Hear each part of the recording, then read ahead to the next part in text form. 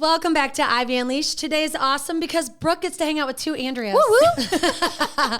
We have Andrea Stone here. Yes. Welcome to Ivy Unleashed. Thank you. And just to give you a bit about Andrea Stone, we met her recently, but we're in the same community, and she recently opened a business in Maple Grove, which is really exciting. But the reason why we really want to talk to Andrea today is because she not only is certified in all of the things, she is a certified personal trainer, health and wellness coach, and an integrative nutrition provider that's taking all of her education and creating a space for people that is really healing. And we love talking with people about their resilience and what they've been through to get to this point. We know you have a wild story of your own journey. I do. I know you've had some autoimmune issues, some hip surgeries, a plethora of things. And so can you talk to us about kind of your journey of getting to this point where you felt called to start your business? Yeah, absolutely. Thanks for having me.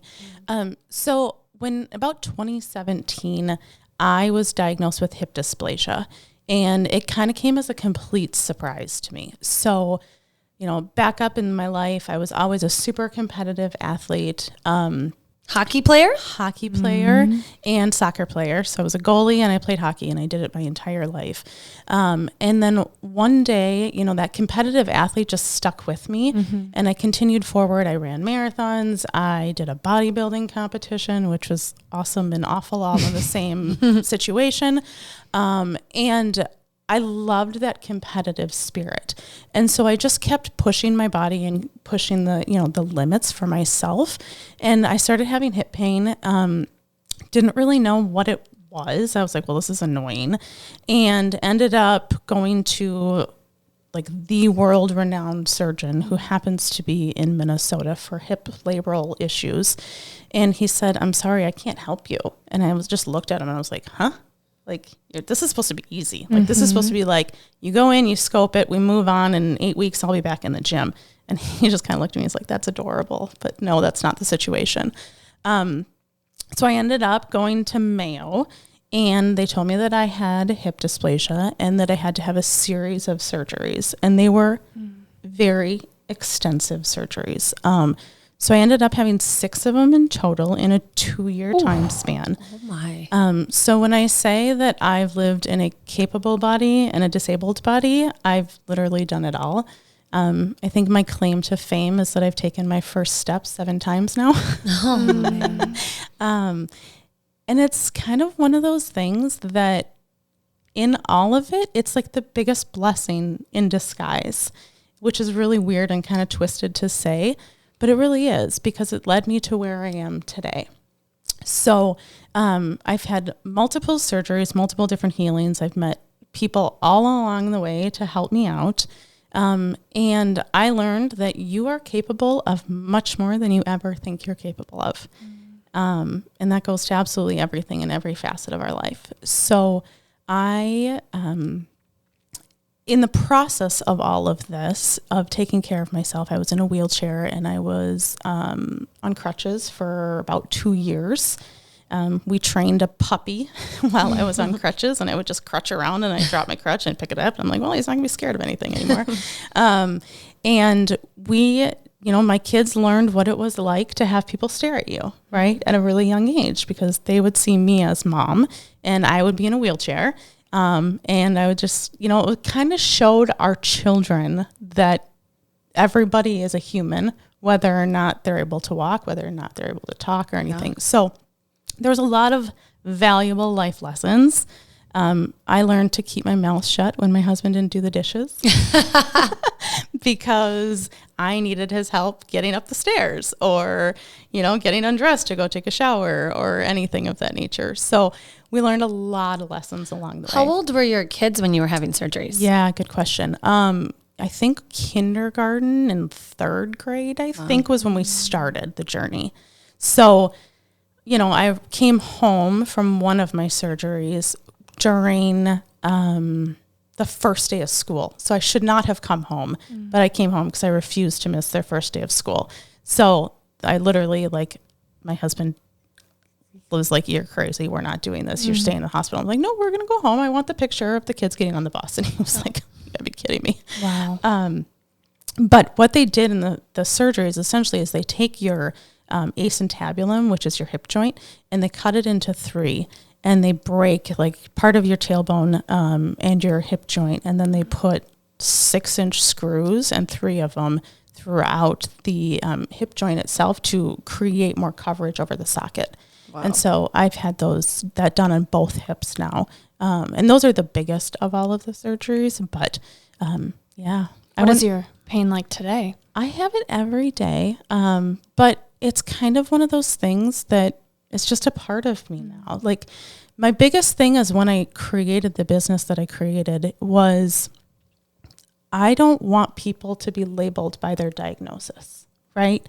Like in the industry, in the healthcare industry in general, so much of what somebody is labeled at is what they absorb and they take on. And I think we can talk about that later. Mm-hmm. But that for me was something that I learned really quickly, that I could either be Andrea Stone or I could be Andrea Stone with really bad hips. Mm-hmm. And I've chosen to remain Andrea Stone, who sometimes has some really annoying hips.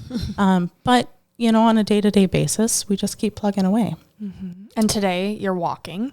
Yeah. You're doing Pilates. Yeah. You are not in a wheelchair. And so, you know, I think being on this side, I don't want to say it's easy to see the blessings, but you're able to see the light in that darkness. Yeah. What about when you were in it? What was that stress and your mental health like, and how did you get to where you are today? Yeah. So I think, you know, that's a loaded question. During it, I didn't think there was ever going to be an end in sight, right? And in fact, in all actuality, I was supposed to have another surgery and then COVID hit. So I was going to go to Boston to get another opinion from somebody else. And then it was literally like March of 2020 that I was going to fly out. And I was like, well, that's not happening. And so I was stuck during COVID, trying to figure out what to do next, and I couldn't do anything. And there was a person that was doing a breathing course, and it was all virtual, right? And I was like, well, what else am I going to do? I'm sitting in my basement by myself anyways, you know? So I was like, oh, wow, this is actually really cool. Like for the very first time in my life, I'm actually breathing.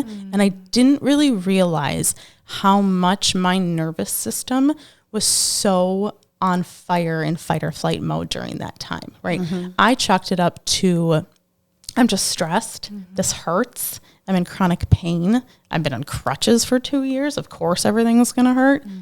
I didn't realize how much was just stored in my body from that fight or flight. And so when I started breathing and started actually like focusing on other areas of my body beyond my hips, all of a sudden, my hips weren't the center of my attention anymore. And that was kind of the catalyst to kind of help me slowly get out of what I needed to kind of move forward, I think. I feel like I hear that a lot. Like people that do get certified as like a breath, you know, there's lots of different certifications for it, but it's like a lot of us don't realize how shallow our breath is and how important it is for regulating our nervous system. I know that's a huge part of what you do with people is regulating their nervous system, giving them a safe place so they can actually even heal. Yeah. So can we talk about that connection and what you've seen with kind of breath work in the midst of movement and Pilates? Sure, absolutely. So breath work is one of those things, well, Pilates is really the connection of breath, your mind, your posture, and strength, right? Pilates has this known, I want to say stereotype, right? As a specific person, you were either a dancer, you were a ballet, you're this individual that is this perfect physique that's going to walk in with the perfect set of clothing, and you're going to just be this like long, gorgeous lines, right? I mean, get me on a reformer. You guys, I am like the girl who could go up into like throwing a football and punch a hole in the wall type situation, right? That's probably a horrible analogy, but I'm not a graceful human. You're not a ballerina. I am not a ballerina. I skated my whole life, okay? So if I can do it, anybody can do it, I guess is my point. But what helped me was really actually engaging my breath by using my diaphragm, right? So your diaphragm is connected to your hips and your pelvic floor. Well, when you have 6 hip surgeries and you have multiple children, shocking, your pelvic floor isn't what you once thought it was. So for me, it was the connection of everything, right? I have TMJ from, clenching all of the time. Well, that is a direct correlation to your breath, and it's a direct correlation to your pelvic floor. So for me, it was once you learn how to actually breathe and take a true diaphragmatic breath, you realize that like half the time when you're sitting here talking to your friends, you're just holding in and you don't even know you're doing I feel like I'm doing that. You probably are. Yes. Right? Like, so if you can just think about like multiple times throughout the day, just taking an actual breath, you'd be shocked at what it does to your nervous system. So, the environment that we have at TruePath is for people to be able to walk in the door however they are that day and come in. And if you need to just sit down and breathe and we need to talk through things, we'll talk through things. If you want to sit and move, then we move and we can talk through things. Or we can focus on posture. There's so many different avenues, but breathwork really is one of the keys to nervous system regulation. I think the other component to it really is this building capacity. And what I mean by that is you can be as mindful as you possibly want, right? You can do all the gratitude, you can do all of the journaling, you can do everything, but life is going to throw stuff at you left and right. And it's how do you build that tolerance window and that threshold of tolerance higher to be able to take on the next, firestorm that comes your way, the next email from work that was read or toned at you in a way that you wish it wasn't. That normally would get your nervous system firing, but now you're like, okay, it is what it is. So you help people kind of have the tools to cope with those things or the skills so that when those things happen, they're more like, okay, let me get my body, let me breathe, Yeah. It's teaching people that you have more control over your body than you think you do, right? And so we have so much fear that we're going to do it the wrong way. Or we have so much fear that we're diagnosed with X, Y, or Z, when in actuality, our bodies are really smart and they do know what to do. We get in the way a lot of times. I feel like that's like freedom. When you're like, well, of course it made me anxious or that happened and I flipped out. It's like, well, what if that happened? It's outside of you and you learn from Andrea how to breathe through it or get some moves or hire a coach to help you kind of cope with those situations so that like you give it permission to enter your body or not. Yeah. And if it does enter your body, that's okay. But it's how do you like free it from your body so it's not with you and you're not ruminating over it all day long. Yeah. What advice do you give for that? Because I think, a lot of people when you're in the midst of it, it's tough. Oh, it's so tough. And I don't think it's one specific piece of advice, right? This stuff takes time. I mean, you guys, I'm 8 years out of all of this. And the other day something happened in my house and I was like freaking out, right? But what I learned in that situation is I can get myself out of it a lot faster, right? So the thing I love to do with people is kind of life mapping. And so what you do is like you write down like, Brooke, if I asked you, what is the one thing that you would identify yourself to? Like what's one key word that you would identify as? Oh. One word I would identify as. It's hard. It is hard. Yeah. So that's exactly my point. It's like, I don't want to just be one thing. Right. So for me, when I was in the thick of, like you asked me how my mental health and everything was going when I was going through everything. I remember like vividly in the middle of January, a couple years ago, being like, I don't even know who I am anymore. I'm a mother. I'm an employee. I'm a boss. I'm a wife. I'm a sister. I'm a daughter. I'm all those things. But like none of that is me, right? Like who am I? And so I was sitting there with a piece of paper and I was like, cool. this is a blank piece of paper. It took me a year, you guys, to figure out what the word was that like identified myself. What was it? Authentic. But what I realized in the authenticness was I wasn't living my life authentically. So I had to take steps to get myself to that actual word. So what I tried to do is, this is what I wanted it to be, right? And I wrote down, and I just spidered, take a map and just kind of like spider brain dump everything that came to my head. And some of it was family, and some of it was career, and some of it was education, and some of it was finances, and like friendships, relationships, anything I could think of, my health. And I just wrote down everything. And then when I looked at it, there was very clear to me that there was connections like all the way around that led me to think, I'm just not doing what I'm supposed to be doing. And it's, facilitating and like screwing, I don't want to say screwing up, that's the wrong term, but impacting the rest of my life.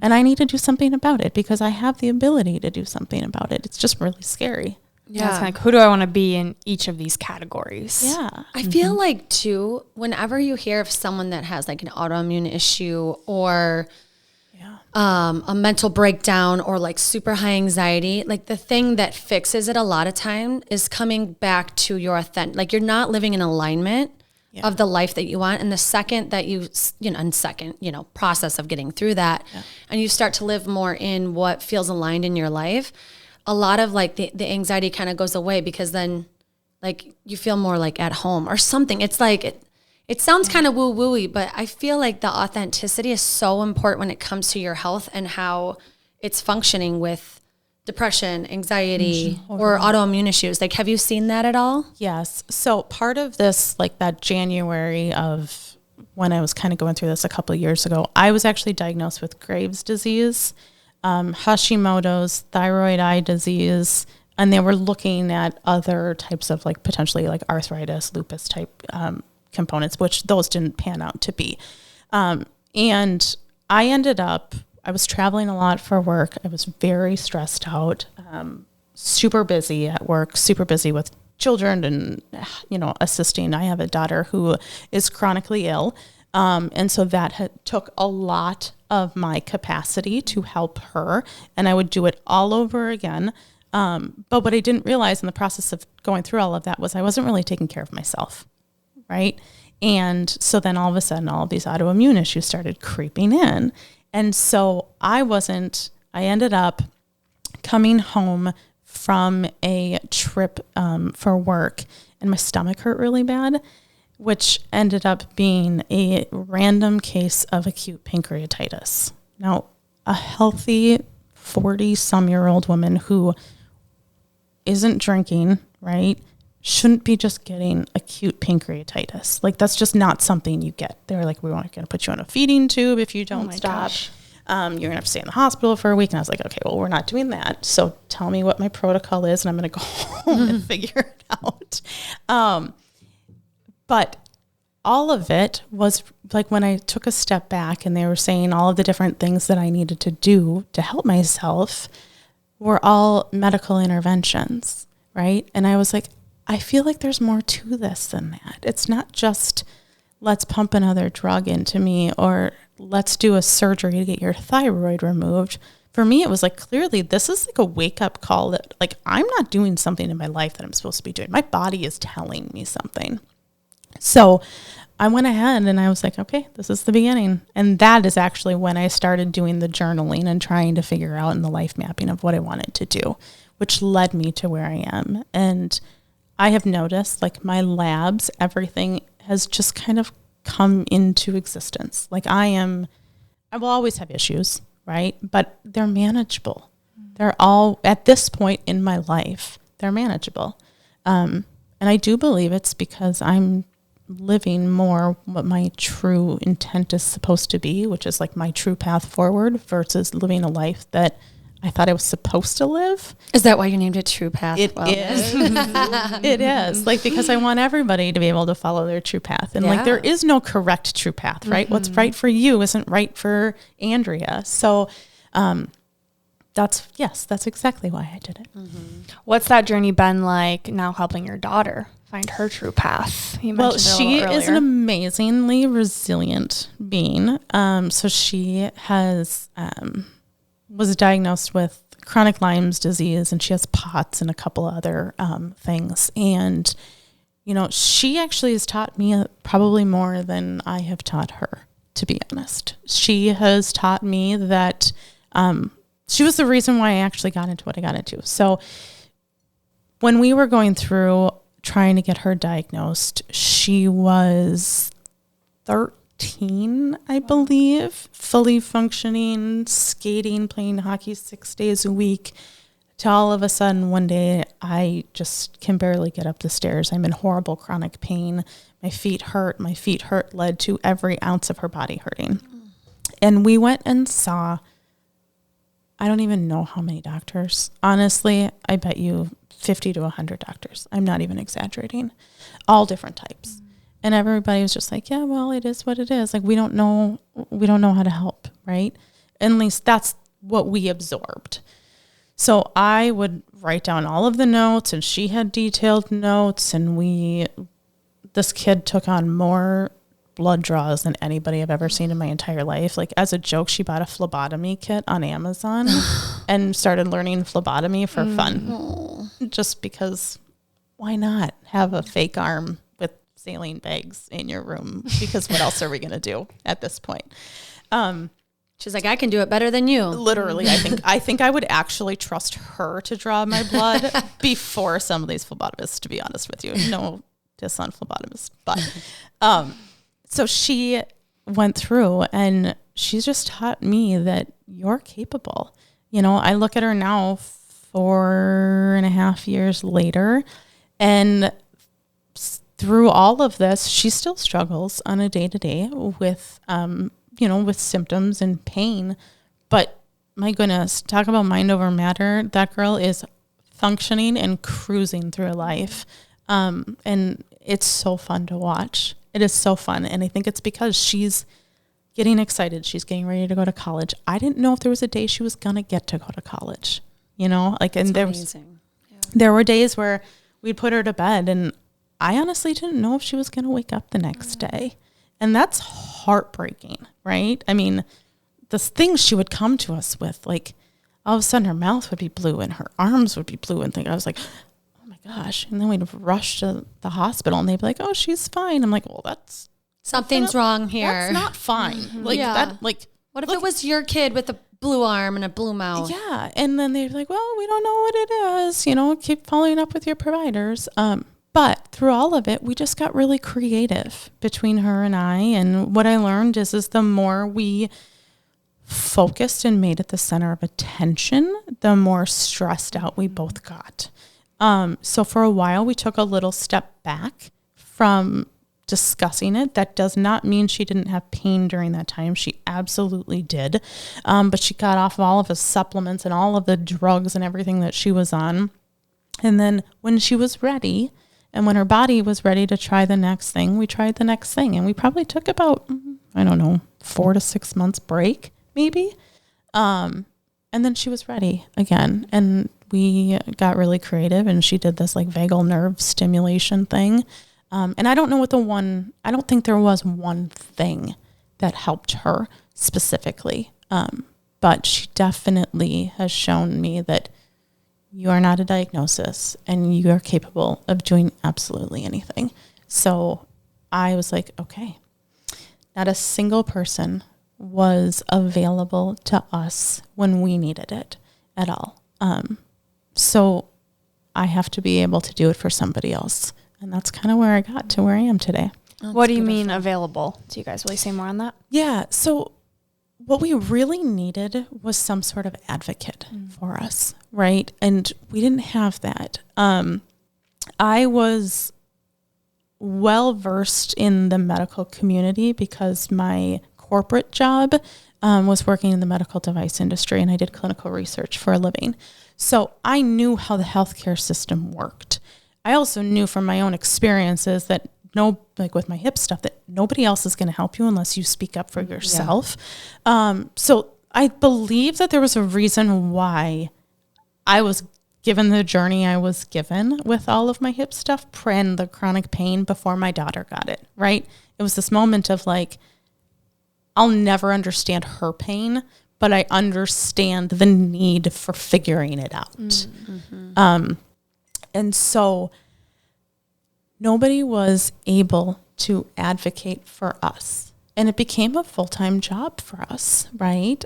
Trying to figure stuff out. Well, and even like with Brooke going to her doctor appointments, like I've gone with her before, and it's like you're saying the same thing. It's like you're repeating your story again, and you're hopeful they're going to listen. You have no idea who this person, I mean, maybe you have some type of review or something, but like, I think of like compassion and empathy and like how much that's missing in this space and how much you need it. Like, I think your daughter is doing better because she had you to give her that you didn't burn out. And I'm sure there was times it was hard to. Yeah, she would probably tell you that I wasn't as compassionate as she wanted.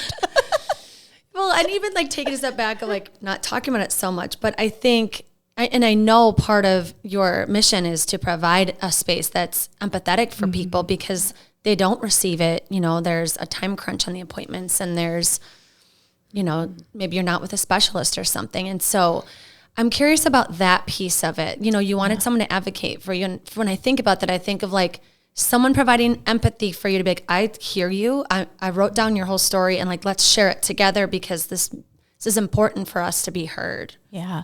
So you mentioned, Brooke's health history, right? One thing I know that for us that got beyond exhausting was explaining the story over and over again. And depending on your mood that day, you just left certain things out. Right? I'm like, this person's not listening. It doesn't even matter. Like, let's just move on. We're here for this one refill of something or other. Right? So one thing that I started doing, and I did it for myself and for my daughter. Actually, my daughter created it for herself because she was submitting it as herself as a case study for somebody to look into. And then I did it for myself, was I literally wrote everything out. So when I go to a doctor's office now, instead of filling it all out, I just hand it to them. If you want to take the time and read it, this is about me. This is my history. Here's my labs. Here's everything. And if you don't want to, then okay. I don't want you then to be I don't my want you to doctor. be my doctor. Yeah. But that's one thing that I started doing with some people is let's write out your health history. Mm-hmm. Let's make this easier for you and take off the stress, because every time we said it out loud, it becomes further ingrained in who we are, right? And then I'm this is my story, and this is my story. This is how I identify. with. Yeah. And so if I can just hand it over and go, okay, but right now we're here for a solution. There is a problem, but I want to talk about the solution. I don't want to like spend 30 minutes on the problem with you. I want to use your time to help me in a different way. That has been something that's been really helpful for people. And has helped them become the advocate for themselves instantly when they walk in the door. Yeah. Right. And so now all of a sudden, like, they're taking charge of their own health without anybody asking them a question first. Now the doctor knows, okay, this person's serious. No, not all doctors are going to feel like that's a good thing per se, but it has been something that has helped them, because then the brain gets to like dump it, right? It's down. I don't have to remember it right now. It's here. And when you've gone through so much, it's exhausting to remember. Like, how is the human brain capable of remembering all of these details over the last, as well as my 5 years? Yes. And it's anxiety provoking, at least for me, to go see a new doctor, explain it. So I think just taking that just load off of my brain, my nervous system, is really helpful. You mentioned a lot about identifying with that. I'd love to dive into that. What have you found over the years with you, your daughter, about holding space for, this is my truth, this is my story, but I don't want this to be my end? Yeah. I mean, I can't speak for my daughter because she would probably say something different. I don't know what she would say, but for me, it's just been like, I know there's more to me than just my health. Now, just my health is a huge statement, right? Your health is everything. But I know that if I manifest and I believe that I'm capable of doing things, and I start to peel back that onion layer of what is the limiting beliefs that are allowing me to think that I'm not capable, that is what becomes freedom, right? So it's kind of peeling back that onion layer. I kind of call myself a recovering perfectionist, very much still in recovery. But that is something that has been very freeing for me, is realize like you can't be perfect. Your health isn't going to be perfect. You can't be perfect. You're going to screw things up along the way, and that's actually called growth, and that's okay. And like, it's the same thing with movement. There's no such thing as bad movement. There's none. Just move. Don't be scared. Try it. It might hurt the next day. You learned something from that, right? Yeah. That's how you learn where your thresholds of capacity are. And then you go, okay, now I know I'm going to do it differently tomorrow, or I'm going to try a different type of movement, or I'm going to experiment with something else. I love that. It sounds like you're really open. And then, thinking of being a client of yours, I would feel like I don't have to be this expert at Pilates coming in there. Oh my gosh, I could come in and be like, this is what I like to do. I want to try what you're doing, and so it's nice. And when I think of like a path, it's like this can go in whatever direction, but if it's my true path, then we can honor that, whether it's like you said, sitting here coaching and talking about things, if it's breathing, if it is movement. So I love that you kind of have that openness, because I feel like if someone's coming there and they haven't been heard, they're in pain, or they know they need to heal, what they need is someone that will listen to what's right for them, which is beautiful that's what you're doing. Yeah. Thank you. Yeah. I think first off, I am not an expert in Pilates. I won't claim to be an expert at anything. My goal is that you take a movement and then you show them how they can do it at Lifetime, right? Or LA Fitness, or at home in their basement, right? So you don't have access to a reformer every single day, but guess what? You don't need to, right? It's showing somebody that their body is able to do something. Go home and play around, roll around on the floor. When was the last time you got around on the floor and like literally like somersaulted? I mean, like literally, right? I mean, my kids and I were doing like some flexibility challenge a couple weeks ago, just randomly on a Friday night because we were being dorks, and it was fun. It was like, oh, let's see what you can do. You can't do that. I can do that. Just goof around. Like, life is so serious that I think just exploring and like becoming almost a kid again. And I am not good at that all of the time at all. But I think that for me, it's having people come in, showing them that they're capable in whatever capacity their capability is, and then going out and say, go do it, and then come back, and then let's talk about it and fix, whatever that you want to talk about in the future. Or, but it's not that like you shouldn't need to be with somebody all the time, right? The goal is that individuals become empowered. They can understand their own self-awareness. They build strength. They build resilience. And then they're ready to go out into the world on their own, right? So if I'm doing my job right, then they get to become free on their own. And they have more financial freedom, and they have more empowerment, and they get to just go and enjoy. I love it. I'm so excited for all your clients. So this is in Minnesota, everybody. This is in Maple Grove, Minnesota. So if they want to connect with you, whether it's through social media, through your website, call you, can you tell them the name of your business again and where they can find you? Yep. It's True Path Wellness Collective. And then I have a website called www.truepathwellnessmn.com. Otherwise, you can follow me on Instagram, which is True Path Wellness MN. And my contact information is through all of those. So, What are you most proud of since starting your business? I think I'm the most proud of every single person that walks through the door, because they're taking the step forward for themselves. But I think for me personally, it's like just working through the fears of everything, right? Knowing that like, I don't have everything figured out. I'm going to tell the person that comes in, hey, look, like we're doing this together. So let's experiment and figure something out for you, and then let's move forward. And if it doesn't work, but my previous self would have made sure everything was perfect before I launched anything. And now my current self is like, this is where I'm supposed to be. And so we're just rolling with it. Yeah. The messiness is good. The messiness is scary and good. Yes. And messy. Yeah. So we close every episode with 3 gold stars. You've shared so much wisdom in these last, not even 40 minutes. But if you were to highlight 3 pieces of gold for our listeners, what would you share with them? 3 top takeaways. Yeah, I would say there's no such thing as bad movement. Just move.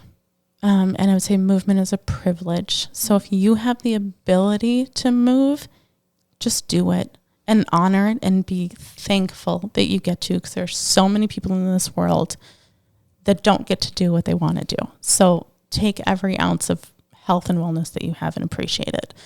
The other is that you are not your diagnosis. Whatever that diagnosis is, it's a part of you, but it's not you.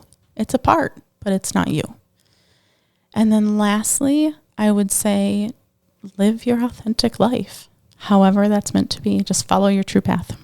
I love those. Those are so good, especially the first one. I'm like about to run 2 marathons. Yeah, which is so exciting. I am not, so congratulations. Well, and I just like sometimes when you get in your head, it's a mental game. Brooke knows. Oh, you both know. You both have ran marathons.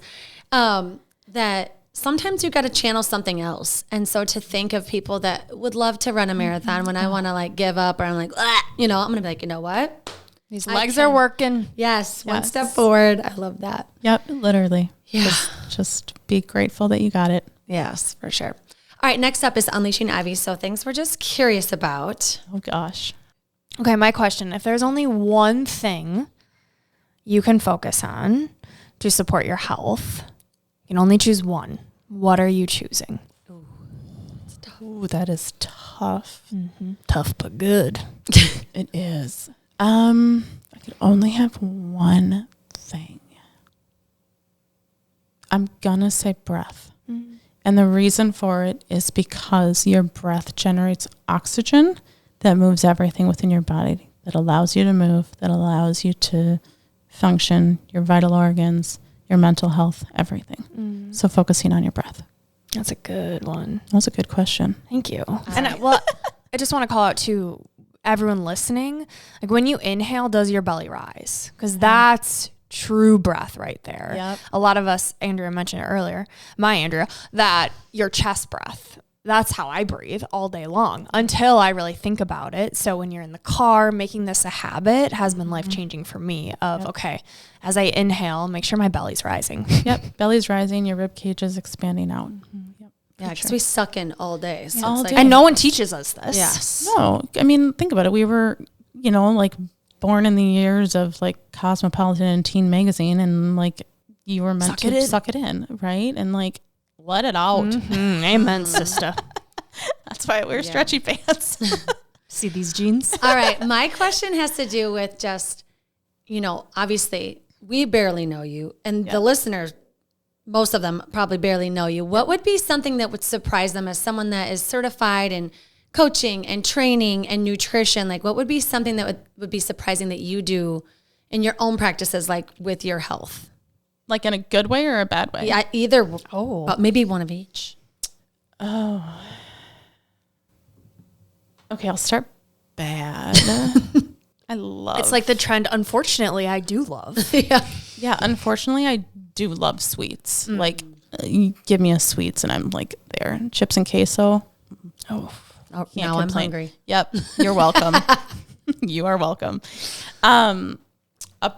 I think so. On the other hand, the good side is I always joke with my family that I'm gonna go sit in the closet. And the closet has become like my safe haven. And it started when my kids were little because they didn't know how to find me. And so I used to like take my plate upstairs when they were screaming, and I would just sit and eat my dinner in the closet. And it was like the 2 minutes that I got to myself where like a kid wasn't crying. And since then it's kind of became my safe haven. And so that's where I do some of my like breath work, is like I sit in next to like my dirty laundry. It is not glamorous at all. But yeah, it's my 5 minutes to myself. For yourself. I love that. To myself, yeah. And I think it's not glamorous, true healing, right? It's not what you see on Instagram. It honestly, for me, it's the opposite. It's sitting with coffee up my butt, and I'm not showing that on Instagram. No, I don't think they want you to. I mean, you would get a lot of views. No, there's gonna be how bad do we want to go viral? There's gonna be an Extragram soon, and we're gonna have Brooke with her coffee. But I just mean it's the it's not the picture perfect. It's, for sitting me, in a bikini in a sauna, which that is healing, but But I'm dripping in sweat. Like, yeah, you're dripping in sweat. You're next to somebody else who is like sitting there listening to music like way too loud, way too close to you, and you're like, "This." I was supposed to be listening to like some podcast or something, and now I'm like focusing on the fact that you're breathing too loud. Yeah, it's not. It's very messy. Same with like entrepreneurship, right? It's messy, and it's not what Instagram shows. And I think that's the hardest part is healing is hard work. And I don't think it's ever done. Like if you're doing it the right way, you're always healing because you're always growing. And staying in your own path, true path, but also your path. Can you speak on that? I'm going to ask a follow-up question here of what has helped you not compare to other people's healing journey? When you hear all of these tips and things online or just being shared, how do you really find, okay, this works for me and I need to get back on my own lane? So I hate social media just in general for myself because I get sucked in like everybody else. So I'll use this, I think, from more like an entrepreneur standpoint. But for me, like when I started my business, I focused so heavily on what everybody else was doing. I was like, I have to do it this way and I have to do this. And then this person connects with this and then you have to do this, right? And like, that's what you have to do in order to succeed. And that's how you get clients. And it's like, which when you don't know what you're doing, you're trying to find information on what to do. Yeah. But like for me, it wasn't like, I wasn't following the mission that I set out for myself. The mission I set out for myself was not to become this like global entity of any sort, right? It was literally to help the one person that walked through that door and was to help them become the better person for themselves and to make them feel better. It wasn't about me. So once I turned it off and it wasn't about me anymore, and I reminded myself of that and I continue to remind myself of that, it gets easier. And that's when I know I'm following my true path. And the same thing goes for my health. When I make it less about like everything revolves around me, right? And like my own everything. And I go, okay, like I am one person in this world. And there are so many other people that are struggling so much more than I am, or so much more than my family is, with whatever dynamics that we have going on. It made me realize that like we can take on anything. Like we really can. Like, like there's, keeping up with the Joneses. And I was like, well, we can try keeping up with the Stoneses, but like we are who we are and it's going to be who it is, So come on over. Like anybody's welcome and we'll heal with you. How freeing. And going back to your word of authentic. Yeah. Yeah. For sure. I love it. Okay. I hate asking the last question because then it feels like it's over, but at least we can come into your office and we can follow you on socials. Yep. All right. Last question, Andrea. If you could go back and tell your younger self something, what age would you go back to and what would you tell her?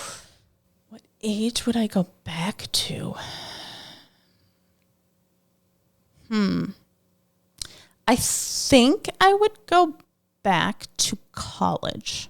And I would tell myself you don't have to follow in the footsteps that you think you're supposed to follow, right? So like I didn't know when I was in high school and college that you could do anything you wanted to do. I mean, my parents told me that, and I was very much told and guided that way, but I just thought I was supposed to do what I was supposed to do, right? And I didn't really realize that like, no, really, like you can do anything, like anything. You're like, okay, what jobs are there? So I need to do that. Yeah. Like that's what what's the right path? Yeah. Exactly. That's exactly it. I was going for the right path, not the true path. Yeah. Right. And that's a really good way of phrasing it is I was going for the right path, which the right path didn't lead me to the right end. Yeah. And only you get to decide what that true path is for you. Yeah, for sure. It takes the reflecting. I love that exercise. I want to invite everyone listening to do that of take out a piece of paper, blank page. What is that word that makes you feel at peace. Yep. Like you're not trying to prove something to the world. No. You feel calm and it just feels right. And maybe it takes a year to figure it out. More. But what a beautiful journey to find that word and then to start reverse engineering that word, each category. Okay, finances, how does that reflect it? My health, my relationships, what does that look like? Yep. That's powerful. Yep, absolutely. I love it. I don't want to see you go. Thank you so much for coming here. Thank you guys. And sharing your story. I feel like hearing what people have been through and knowing like there's a whole nother level of resilience, you know, and gratitude we can have for our bodies that can move. It's so perspective giving. And then stepping into entrepreneurship in the midst of motherhood, in the midst of health struggles, like, woo, there's a lot going on there. And I'm just hope you're proud of yourself. Thank you. And your studio's beautiful. We've been in there. We can't wait to come in again, check it out, do some Pilates or just talk. We can do anything. Yeah. And how we end every episode is your piece of gold. So a quote that speaks to you. Would you sign us off with yours? Mine would say, ordinary people can do extraordinary things. This is Gold Ivy signing off. Listen to your truth and go chase your gold and find your true path. Thank you. Woo! Yay. Nice job.